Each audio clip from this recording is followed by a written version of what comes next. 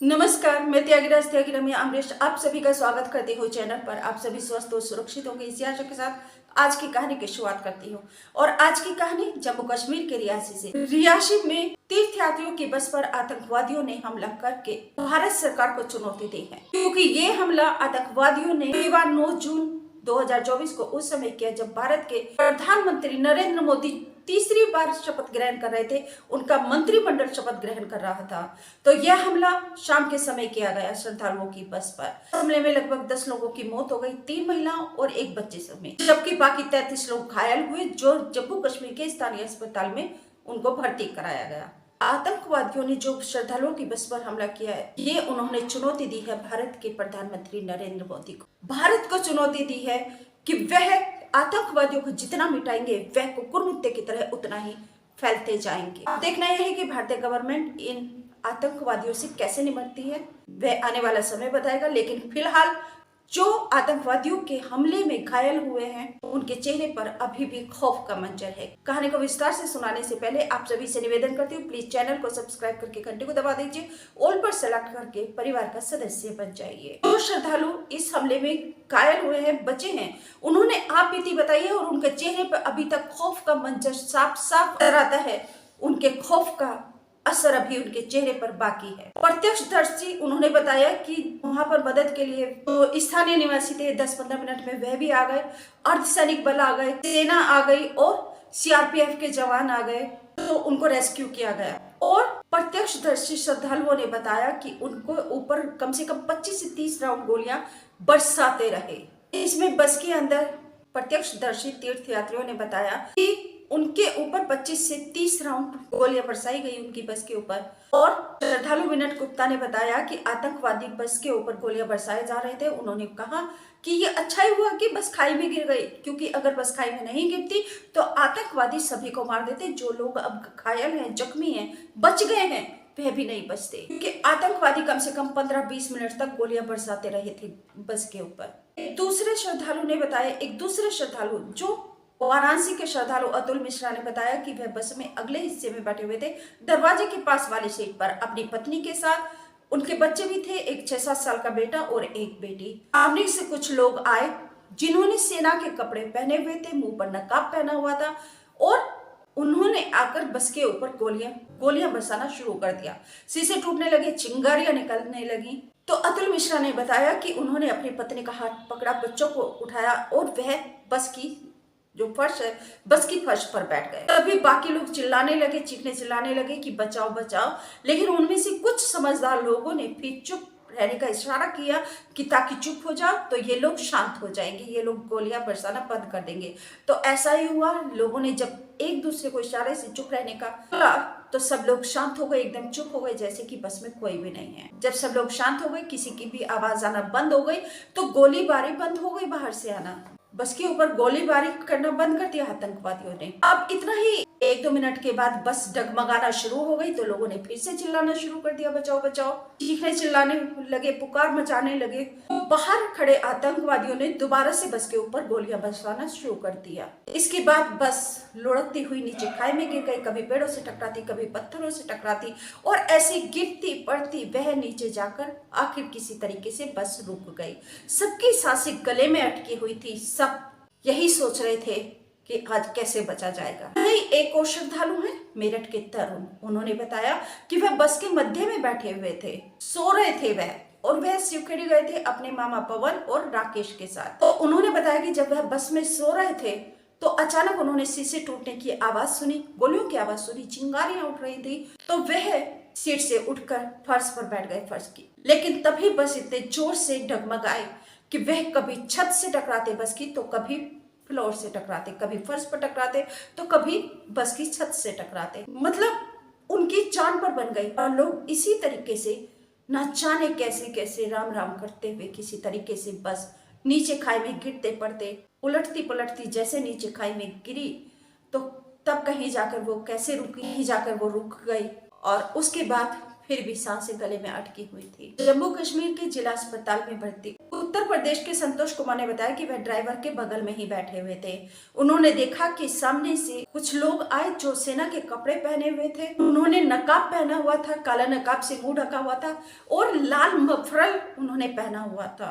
वह आए और उन्होंने बस के ऊपर अंधाधुंध गोलियां बरसाना शुरू कर दिया। गोली ड्राइवर को लगी और बस का बैलेंस बिगड़ा, बस डिसबैलेंस हो गई और वह डगमगाने लगी। डगमगाते डगमगाते वह खाई में गिर गई। बस खाई में गिरी तो खाई में गिरने के बाद भी आतंकवादी बस के ऊपर गोलियां बरसा रहे थे और कम से कम 20-25 मिनट तक वह गोलियां बरसाते रहे। उसके बाद स्थानीय लोग वहां पर आए और उन्होंने राहत कार्य शुरू किया, लोगों को बचाने का काम शुरू किया। अर्धसैनिक बल, सेना, सीआरपी के जवान वहां पर फिर लगभग 15-20 मिनट में सभी लोग आ गए थे। राहत कार्य शुरू हो चुका था। अब घटना स्थल पर सेना ने अपना अस्थायी मुख्यालय भी वहां पर खोला है और सेना प्रमुख जनरल मनोज पांडे ने अपने कमांडर्स की मीटिंग बुलाई और उनको सख्त निर्देश दिए हैं कि जम्मू कश्मीर की भूल भुलैया वाली गुफाओं में से ढूंढ ढूंढ कर पाकिस्तानी आतंकवादियों को बाहर निकालो, जिंदा या मुर्दा।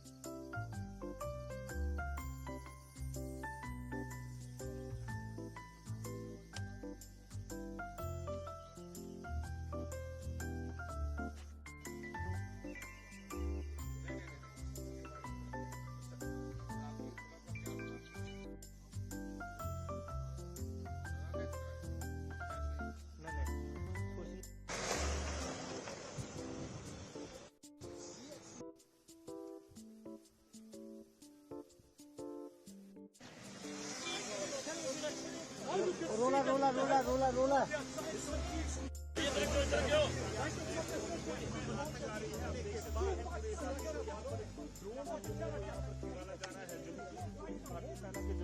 पूरे इलाके को यहाँ पर लगातार घेरे हुए हैं और लगातार ड्रोन की यहाँ पर निगरानी जो है वो यहाँ पर रखी जा रही है। आपको दूसरी तस्वीरें यहाँ पर दिखा रही है जहाँ पर शिवखोड़ी के इलाके में ये पूरा आतंकी हमला किया गया। वो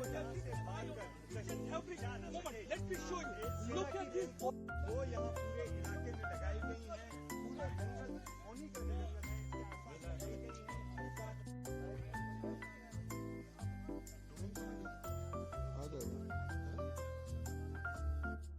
थोड़ा पीछे लाके सिर उड़ा के और थोड़े पीछे सामने आ जाओ, इसके सामने आ पीछे आना, पीछे ये ले कौन ले और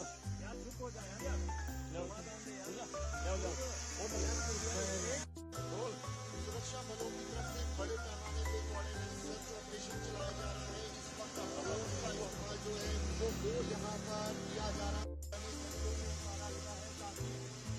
पूरी तरीके से इस घने जंगलों में नजर रखी जा सके, ये देखा जाए कि सूत्रों से जानकारी मिली है कि लगभग 58 आतंकवादी पाकिस्तान के जम्मू कश्मीर की भूल भुलैया वाली गुफाओं में छुपे हुए हैं, जो राजौरी, पुंछ और इसकी ऊंची पहाड़ियों पर छुपे हुए हैं। घना जंगल है ये एरिया बहुत घना जंगल है और सूत्रों से जानकारी ये भी मिली है कि लगभग 1.5-2 दर्जन जो स्थानीय निवासी हैं, भारतीय लोग हैं, वह मुखबिरी का काम करते हैं पाकिस्तानी आतंकवादियों के लिए। पूरी खबर पाकिस्तानी आतंकवादियों को वह देते रहते हैं। तो ये तो सच है, जब अपने ही गद्दार होते हैं तो दूसरे लोग तभी हावी होते हैं। दूसरे लोगों को सफलता तभी मिलती है जब अपने गद्दार होते हैं।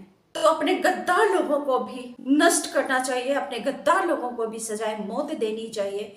और जो आतंकवादी हैं उसके लिए तो भारतीय सरकार ने बोला ही है, सेना प्रमुख और भारतीय सेना ने। हालांकि आतंकवादी हमले को गृह मंत्री अमित शाह ने कहा है कि इनको किसी भी तरीके से बर्दाश्त नहीं किया जाएगा। आतंकवादी हमले की जानकारी पीएम मोदी को शपथ ग्रहण के बाद में दी गई। उसके बाद उन्होंने जम्मू कश्मीर के उपराज्यपाल मनोज सिन्हा से पूरी जानकारी मांगी है हमले की। और डीएम है राजलिंगम, उन्होंने बताया कि बनारस के 2 श्रद्धालु जख्मी हुए हैं, अतुल मिश्रा और नेहा मिश्रा। डीएम राजलिंगम को शुरू में केवल 2 ही लोगों के नाम की और स्थान की पता चल सकी कि वो वाराणसी से हैं, अतुल मिश्रा और नेहा मिश्रा। लेकिन बाकी लोग कौन कौन है यूपी से, उनका नाम मैं आपको बता देती हूँ। देवी प्रसाद गुप्ता गोंडा यूपी, अतुल और Neha Banaras UP, Neelam UP, Deepak Kumar Gonda UP, Vikas Verma Balrampur UP, Shivani Delhi, Gayatri Devi Gorakhpur UP, Dinesh UP, Gupta Gonda UP, Prince Gupta Gonda UP, Tarun Meerut UP, Pawan Meerut UP और प्रदीप मेरठ यूपी। ये श्रद्धालु हैं जो घायल हुए रियासी हमले में, श्रद्धालुओं की बस पर आतंकवादी हमले। इस हमले में एसएसपी रियासी मोहातो शर्मा ने मौके वारदात का मुआयना किया। ऑपरेशन पूरे एरिया में जारी रखा हुआ है।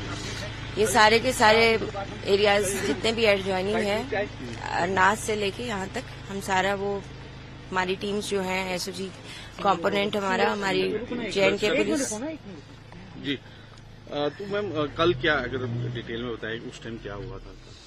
ये लगभग 6 बजे के करीब एक यात्री बस जो है वो शिवखोड़ी से दर्शन करके टुवर्ड्स रियासी जा रही थी। तो उसी बीच इसी स्पॉट पे मिलिटेंट्स ने बस के ऊपर फायर किया। वो फायर करते ही driver loss control of the bus और फिर वो नीचे खाई में जाके बस गिरी। ये इंसिडेंट है पूरा। उसके बाद वो लोग यहाँ से फरार हो गए और जेएनके पुलिस साथ में सिविल्स, लोकल सिविलियंस ने उनको रेस्क्यू करने में मदद की। बाय 7:45 रेस्क्यू ऑपरेशन जो है वो कंप्लीट कर लिया गया।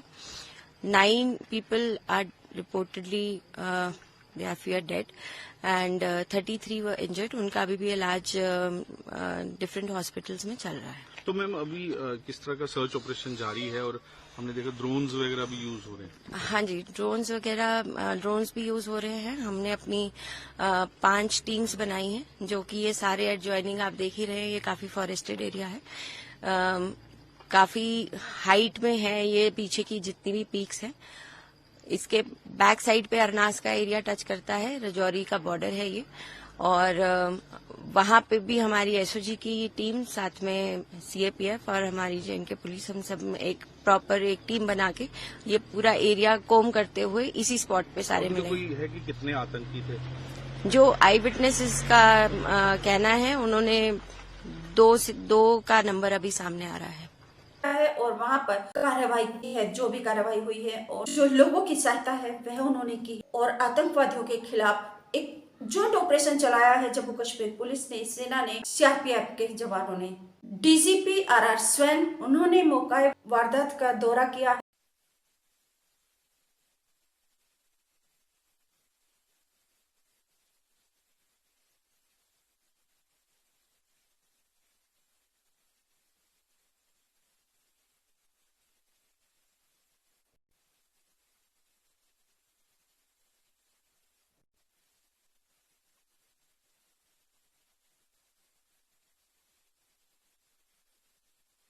तो राज्यपाल हैं, उन्होंने दौरा किया है मौका वारदात का। और उन्होंने जम्मू कश्मीर के उपराज्यपाल मनोज सिन्हा ने हॉस्पिटल में भी दौरा किया है और जो घायल हैं उनसे वारदात के बारे में जानकारी ली है, उनका हालचाल जाना है। अब भारतीय सरकार क्या एक्शन लेगी? जैसे कि पीएम मोदी ने कहा है कि उनको बख्शा नहीं जाएगा, इसका बदला लिया जाएगा। तो ये तो भारत सरकार किस तरीके से बदला लेगी, कब लेगी, ये तब की बात है। लेकिन आप सभी से निवेदन करती हूँ, चैनल को सब्सक्राइब करके घंटे को दबाकर ऑल पर सेलेक्ट कर लीजिए, मेरे परिवार का सदस्य बन जाइए। वीडियो को लाइक करके शेयर जरूर कर दीजिएगा। आपको वीडियो कैसी लगी, कि आपने कहाँ से देखी, अपने सुझाव जरूर दीजिए।